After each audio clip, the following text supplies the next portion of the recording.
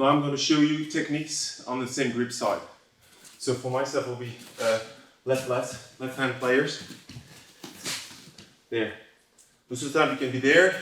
Depends how your opponent is. Can be up with his arm.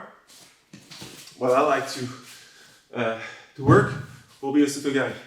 As you may have seen, I prefer to work leg techniques, and I'm more fond of I'm more fond of a right player, but it happens that you find a lot of players which are the same side as yours. So for my part, what I like to do when we work most of the time in this kind of position was to put pressure on my opponent most of the time like this. What I wanted to have is my opponent go backward.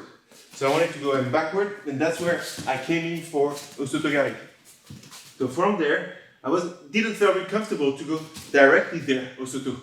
Because I felt, for me, it wasn't such a good position. So all the time, I tried to put my opponent, I tried to push my opponent backwards so that he could put his leg backward. And once he put his leg backward, that's where I was coming in.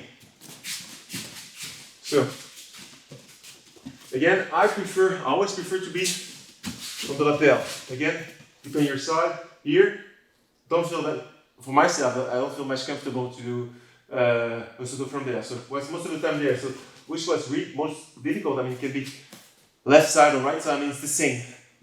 Your opponent puts pressure on your arm by putting his head down. So, this is most of the time quite difficult. So, to go there directly, it's dangerous.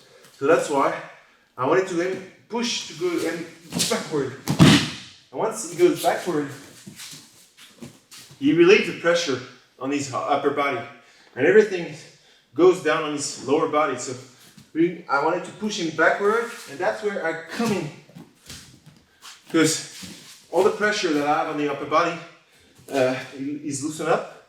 And by creating space, by moving backward, that's where he's vulnerable on his leg, because you see he's already a bit bent and he's a bit backward. So that's where I came in directly to throw it.